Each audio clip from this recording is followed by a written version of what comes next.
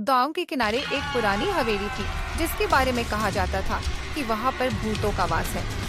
उस हवेली का नाम था कमला की आजमा। लोगों का कहना था कि वहां एक औरत की आत्मा भटकती है जिसका नाम कमला था। कमला की कहानी गांव में बहुत प्रसिद्ध थी, लेकिन कोई उस हवेली के करीब जाने की हिम्मत नहीं करता था। कहानी के अनुसार कमला अपने समय की एक बहुत ही खूबसूरत और खुशमिजाज औरत थी, लेकिन उसकी शादी के कुछ साल बाद उसकी जिंदगी में दुख आने लगे। उसके पति ने उसे छोड़ दिया और वह अकेली पड़ गई। धीरे धीरे कमला मानसिक रूप से कमजोर हो गई और एक दिन उसे हवेली में मृत पाया गया। उसके मरने के बाद से ही लोग कहने लगे कि उसकी आत्मा उस हवेली में फंस गई है और वह किसी को भी अपनी हवेली के पास भटकने नहीं देती। गांव में एक आदमी था जिसका नाम रघु था। रघु बहादुर और जिज्ञासु स्वभाव का था। उसे भूत प्रेत की कहानियों पर यकीन नहीं था। एक दिन उसने तय किया कि वह कमला की आजमा हवेली में जाकर सब कुछ खुद देखेगा। गांव वालों ने उसे मना किया, लेकिन रघु ने किसी की बात नहीं सुनी। अगली रात रघु ने अपनी टॉर्च और कुछ जरूरी सामान लिया और हवेली की तरफ चल दिया।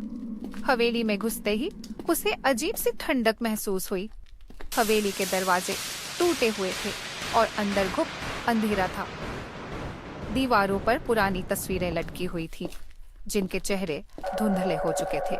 रघु ने अपनी टॉर्च जलाकर चारों ओर देखा, लेकिन कुछ खास नहीं दिखा। जैसे जैसे वह हवेली के अंदर बढ़ता गया, उसे एक महिला की रोने की आवाज सुनाई देने लगी। आवाज धीरे धीरे तेज होती जा रही थी। रघु डरते हुए आवाज की दिशा में बढ़ा और देखा कि एक कमरा था जिसका दरवाजा खुद ब खुद धीरे धीरे खुल रहा था।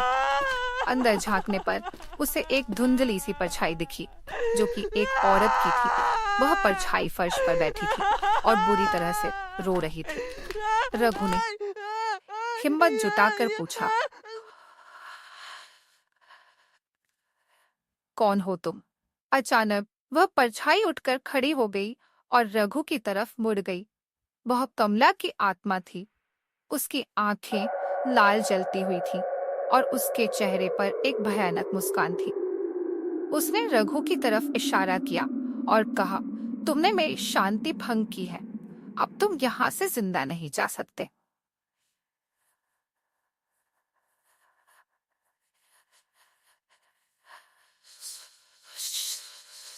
भागने की कोशिश करने लगा, लेकिन जैसे ही उसने दरवाजे की तरफ कदम बढ़ाया, दरवाजे बंद हो गए। हवेली के हर कोने से अजीबोगरीब आवाजें आने लगी और फर्श पर खून के धब्बे उभरने लगे। रघु ने चीखते हुए दरवाजा खोलने की कोशिश की, लेकिन तभी कमला की आत्मा हवा में उड़ती हुई उसके सामने आ खड़ी हुई। उसने रघु के सामने एक भयानक हंसी हंसी और कहा, अब तुम हो हमेशा के लिए मेरे साथ रहोगे। अगली सुबह गांव वालों ने रघु को ढूंढने की कोशिश की, लेकिन उसका कोई पता नहीं चला। लोग कहते हैं कि उसकी आत्मा भी अब कमला की आजमा हवेली में भटकती है